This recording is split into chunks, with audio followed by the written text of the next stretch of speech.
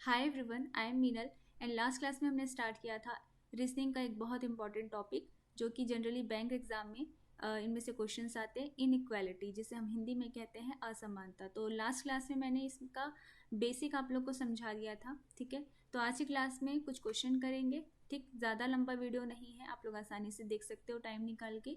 तो बहुत इजी से सवाल है। ठीक, तो आज की क्लास में जो क्वेश्चंस करेंगे हम लोग, जो मैंने आप लोग को टाइप बताया था, single line statement, single line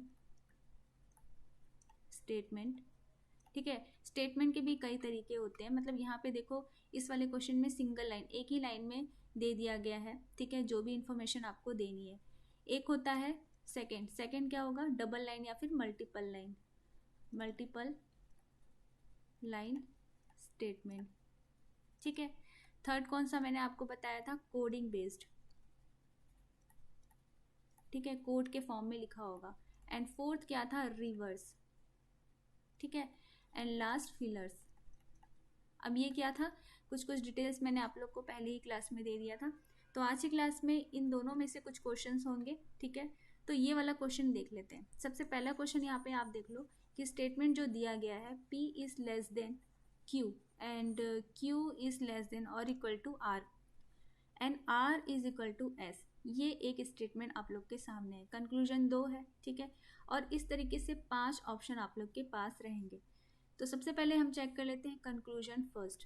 पहला कंक्लूजन है कि P is equal to R। ठीक है, यानी अब एक चीज़ और यहाँ पे देख लो आप कि ये जो साइन होते हैं, ठीक है, हम लोग कैसे रीड करेंगे, हम लोग जाएंगे कहाँ से, किस एलिमेंट से किस एलिमेंट्स की तरफ कैसे जाना है, ये आप लोग को पता होना चाहिए। यहाँ से हम मानते हैं ओपन गेट। ठीक है, ओपन गेट, ये हो जाएगा क्लोज गेट। और इसके लिए यहाँ से ओपन गेट और यहाँ से क्लोज गेट। ठीक है, तो ये क्या है, ये समझने में आसानी होगी, इसलिए मैंने आप लोग को ये बता दिया। अब यहाँ पे देखो, हम लोग कहाँ से कहाँ तक जा सकते हैं। यहाँ पे इक्वल का मतलब है कि दोनों तरफ से एंट्री हम लोग कर सकते हैं, जा सकते हैं। यहाँ से अब देखो इक्वल का साइन है, तो हम क्या करेंगे, आर से पी की तरफ जाएंगे, क्योंकि यहाँ से ओपन एरिया है, ओपन गेट है, तो यहाँ से आसानी से जा सकते हैं। आर से पी की तरफ जाने में आपको कितने साइन दिखाई देंगे, सिंबल, 2 साइन है, एक ये वाला साइन है और एक ये वाला साइन है। अब लास्ट क्लास में मैंने आप लोग को बताया था कुछ फैमिली 1 फैमिली 2 के जो कुछ साइन होते हैं, उनमें प्रेफरेंस किसको देना है। ठीक है, तो आप लोग को याद होगा। तो इन दोनों में आप बताइए कि अब मैं इसमें से प्रेफरेंस किसको दूंगी, इसे। ठीक है, तो अब इसका मतलब P और R के बीच में कौन सा साइन आना चाहिए, लेस वाला साइन। ठीक है, लेकिन कंक्लूजन में क्या दिया है, बराबर का साइन, यानी ये तो गलत हो जाएगा। कंक्लूजन फर्स्ट हमारा गलत हो गया। अब हम जाएंगे कंक्लूजन सेकंड में, P और S के बीच में देखेंगे कि ये जो यहाँ पे कहा जा रहा है ये सही है या नहीं है। P is less then S। अब देखो S से हम P की तरफ जाते हैं, S से P की तरफ जाएंगे, S से P की तरफ 3 साइन आ रहे हैं। कौन कौन से, लेस का साइन है, लेस देन और इक्वल टू, यानी ये फैमिली 2 वाले सारे के सारे साइन यहाँ पे आ गए। यानी हमेशा आपको प्रेफरेंस किसको देना है, इसे। ग्रेटर वाले साइन में ग्रेटर को प्रेफरेंस देना है। तो यहाँ P और S के बीच में कौन सा साइन आना चाहिए, ये वाला, जो कि यहाँ एक्चुअल में है। यानी कि कंक्लूजन सेकंड हमारा सही हो जाएगा। तो अब आप बताइए हमारा आंसर क्या होगा, ओनली कंक्लूजन 2 फॉलोज। ठीक है, बहुत आसान सा सवाल था। इस तरीके से आपको इनइक्वलिटी के क्वेश्चन को सॉल्व करते चलना। नेक्स्ट क्वेश्चन देखेंगे। स्टेटमेंट में दिया है I is greater than J is greater than और equal to K and K is equal to L। 2 conclusion है। ठीक है, पहला कंक्लूजन देख लेते हैं। L और J के बीच में कहा गया है कि L इज लेस देन और इक्वल टू J। अब देखो J से हम L की तरफ जाएंगे, J से L की तरफ जाने में हमें 2 साइन दिखाई देंगे, एक तो ग्रेटर देन और एक इक्वल। यहाँ पे J है, यहाँ पे L। ठीक है, अब देखो यहाँ पे ये दोनों साइन है, इनमें अब किसको प्रेफरेंस दोगे, यहाँ ग्रेटर का साइन तो है नहीं। ठीक है, यानी सेकंड रैंक वाला है और थर्ड रैंक वाला है, यानी यहाँ पे आप किसको प्रेफरेंस देंगे, इसे। ठीक है, तो J और L के बीच में ये वाला साइन आना चाहिए। ठीक है, ये वाला साइन आना चाहिए, यही साइन है देखो, बस यहाँ पे थोड़ा सा क्रॉस करके लिख दिया गया है। L को पहले लिख दिया है, J को बाद में लिख दिया, यानी ये अब जो कंक्लूजन है वो राइट हो जाएगा। अब सेकंड कंक्लूजन की तरफ चलते हैं। तो I और L के बीच में कहा गया है I is greater then L। अब देख लेते हैं I से हम कहाँ तक जाएंगे, L तक। तो आई से एल तक जाने पे हमें 3 साइन मिलेंगे। ग्रेटर का साइन है, ग्रेटर देन और इक्वल टू और इक्वल टू। तो ये ग्रेटर फैमिली, ये फैमिली 1 वाले सारे ग्रुप है। तो अब प्रेफरेंस किसको देंगे, इसे देंगे। ठीक है, तो अब यहाँ पे क्या आ रहा है, ग्रेटर का साइन आ रहा है। तो आई और एल के बीच में जो यहाँ पे कंक्लूजन रिजल्ट निकल रहा है वही यहाँ पे कंक्लूजन हमें मिल रहा है। ठीक है, जो हम निकाल रहे हैं और यहाँ पे जो दिया है वो सेम है, मतलब ये भी सही है। और इसका मतलब हमारा आंसर क्या हो जाएगा, both conclusion first and two follows. Okay, I hope आपको समझ में आ रहा होगा। नेक्स्ट क्वेश्चन की तरफ चलते हैं।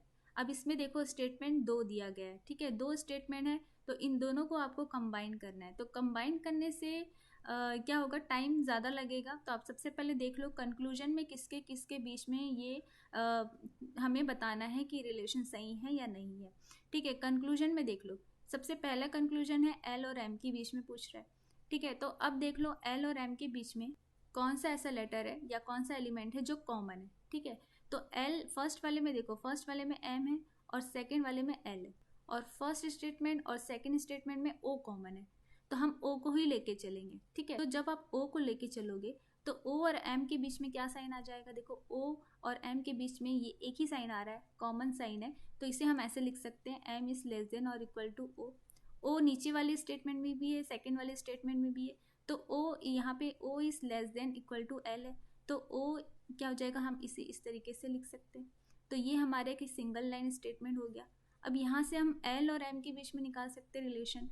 एम क्या हो जाएगा, इज लेस देन और इक्वल टू एल।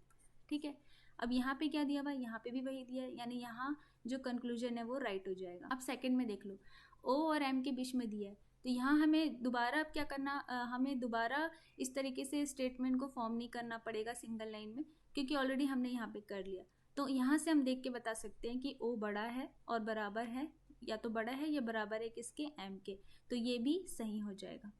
तो आपका आंसर क्या आएगा, निष्कर्ष पहला और दूसरा दोनों अनुसरण करते हैं ना, both conclusion first and second follows. अब नेक्स्ट क्वेश्चन की तरफ चलते हैं। यहाँ पे भी आप देखो मल्टीपल स्टेटमेंट है। ठीक है, मल्टीपल है, 2 से ज़्यादा है, 1 2 3 4। ठीक है, 4 स्टेटमेंट आपको दिया गया है। तो हम क्या करेंगे, सबसे पहले कंक्लूजन देखते हैं कि एफ और के के बीच में हमें बताना है ये रिलेशन सही है या नहीं। एफ और के बराबर दिया हुआ है, चेक कर लेते हैं। एफ से एफ देख लेते हैं कि स्टेटमेंट में एफ यहाँ पे है, थर्ड वाला स्टेटमेंट एफ से रिलेटेड है, एफ वाला है, और के ये वाला है ये। ठीक है, फोर्थ वाला। तो इसे जब आप कंबाइन करोगे तो कुछ इस तरीके से लिख सकते हो, एफ देखो एल कॉमन आ रहा है दोनों में। ठीक है, तो L is sorry F is greater than और equal to L, L is equal to K. ठीक है, ये हमारा एक सिंगल लाइन में कन्वर्ट हो गया। अब देख लेते हैं इन दोनों में आप प्रेफरेंस किसको दोगे, 2 साइन आ रहा है, ग्रेटर देन और इक्वल टू, आप इसे दोगे। यानी एफ और के बीच में क्या साइन आना चाहिए, ग्रेटर देन और इक्वल टू का, लेकिन यहाँ पे क्या आ रहा है, यहाँ पे इक्वल टू का साइन आ रहा है। ठीक है, तो ये तो अभी गलत हो गया। नेक्स्ट कंक्लूजन देख लेते हैं। एफ और के बीच में ही पूछा हुआ है, तो एफ और के बीच में ये कहा गया है कि एफ बड़ा है के, तो दोबारा हमें सॉल्व करने की जरूरत नहीं है, हम यहीं से बता सकते हैं कि एफ और के बीच में क्या है कंडीशन, कि या तो बड़ा हो सकता है या बराबर हो सकता है। अब देखो यहाँ पे एक स्पेशल केस बनता है कि यहाँ दोनों कंक्लूजन में एलिमेंट्स तो इक्वल है, एफ और के। ठीक है, दोनों इंडिविजुअली गलत है। ठीक है, लेकिन जब आप दोनों कंक्लूजन को कंबाइन करोगे, ये इक्वल का साइन है, ये ग्रेटर का साइन है, जब आप कंबाइन करोगे तो ये ग्रेटर देन और इक्वल का साइन बन जाएगा। ठीक है, यानी कंबाइन करने पे हमें ये रिजल्ट मिल रहा है जो हमने जो निकाला था। ठीक है, तो जब कंबाइन करने पे हमारा आंसर सही आ रहा है लेकिन एक्चुअल में वो इंडिविजुअली गलत है, तो ये कौन सा केस हो जाएगा, ईदर और का। यानी हमारा आंसर क्या होगा, दोनों गलत है लेकिन हम क्या बोलेंगे, दोनों सही है, या तो ये हो सकता है या तो ये हो सकता है। तो आंसर क्या आएगा, ईदर वन कंक्लूजन फर्स्ट और सेकेंड फॉलोज। ये तभी पॉसिबल है, देखो इधर वाली जो केस है, इधर केस तभी बनेगा जब एलिमेंट्स, ठीक है, वो इक्वल हो, सेम हो। ठीक है, दूसरा इंडिविजुअली रॉन्ग होना चाहिए, दोनों गलत होना चाहिए। ठीक है, both conclusion must be wrong and elements दोनों के इक्वल सेम होना चाहिए। ठीक है, एंड कंबाइन करने पे हमारा रिजल्ट सही आना चाहिए। तो कंबाइन करने पे हमारा रिजल्ट यही आ रहा था, सही आ रहा था, एफ इज ग्रेटर देन और इक्वल टू के ही है, लेकिन अलग अलग गलत है, और एलिमेंट्स भी एक ही है, एफ के। तो आंसर क्या जाएगा, इधर कंक्लूजन फर्स्ट और सेकेंड फॉलोज। अब नेक्स्ट क्वेश्चन देखो, यहाँ पे भी आपको 2 से ज़्यादा स्टेटमेंट दिया गया है, ठीक है। हम लोग हमेशा की तरह क्या करेंगे, कंक्लूजन फर्स्ट चेक करते हैं। y और v के लिए यहाँ पे हमें देखना है। अब y के लिए देखो ये सेकेंड स्टेटमेंट है और v कहाँ पे है, तो v सेकेंड में भी है, सॉरी थर्ड में भी है और फोर्थ में भी है, ठीक है। देख लेते हैं कि इनमें कॉमन क्या है, तो कॉमन तो z है, दोनों में यहाँ से दिख रहा है कि सेकेंड स्टेटमेंट और थर्ड स्टेटमेंट में z कॉमन है, तो इसको सिंगल हम बना सकते हैं, y is greater than z is equal to v। यहीं से हमारा बन जा रहा है, यहीं से हम आंसर कर सकते हैं। तो फर्स्ट जो कंक्लूजन है y is equal to v दिया हुआ है, तो y और v के लिए हमारा रिजल्ट एक्चुअल में क्या आना चाहिए, इन दो साइन में से कौन कौन सा साइन है, ग्रेटर देन और इक्वल टू। प्रेफरेंस किसको देंगे, इसको, यानी y is greater than equal to क्या होना चाहिए, v होना चाहिए, ठीक है। अब देखो यहाँ पे कंक्लूजन फर्स्ट में दिया है y v के बराबर है और सेकंड में दिया है y v से बड़ा है, ठीक है। अब जब दोनों को कंबाइन करोगे तो क्या आ जाएगा, देखो एलिमेंट्स भी सेम है, y v दोनों को कंबाइन हम इसलिए कर रहे हैं क्योंकि एलिमेंट्स सेम है, ठीक है। तो यहाँ पे क्या हो जाएगा, ग्रेटर देन और इक्वल टू। कंबाइन करने पे हमारा आंसर सही आ रहा है, लेकिन जब अलग अलग हम इसे चेक कर रहे हैं तो वो गलत है। तो यहाँ पे भी जो केस बनेगा कौन सा बनेगा, ईदर और वाला कंडीशन ये आ रहा है, तो आंसर क्या हो जाएगा, ईदर कंक्लूजन फर्स्ट और सेकंड फॉलोज, ओके। तो आई होप आपको ईदर और वाला ये जो केस है समझ में आ गया होगा। नेक्स्ट क्वेश्चन की तरफ चलते हैं।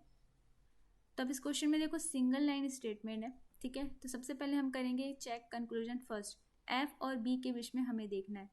तो ओपन गेट किसकी तरफ है, ये एफ की तरफ है, यानी एफ से हम बी की तरफ जाएंगे। एफ से बी की तरफ जाने पे इस साइड एफ से बी की तरफ जाने पे अब देख लेते हैं कि कौन कौन सा साइन आ रहा है। बी यहाँ पे है, ठीक है, ग्रेटर देन और इक्वल का है, ठीक है, लेस का है, इक्वल टू का है, लेस देन और इक्वल टू का है, ठीक है। तो यहाँ पे 4 सिंबल आपको दिख रहे होंगे, 4 साइन आपको दिख रहे होंगे।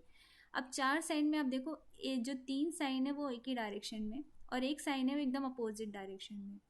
तो जब आप एफ से बी की तरफ जाओगे तो आप यहाँ से यहाँ तक तो जा सकते हो, लेकिन यहाँ नहीं जा सकते, यहाँ से आगे बढ़ ही नहीं पाओगे क्योंकि ये क्या हो रहा है, अपोजिट डायरेक्शन वाला साइन आ जा रहा है।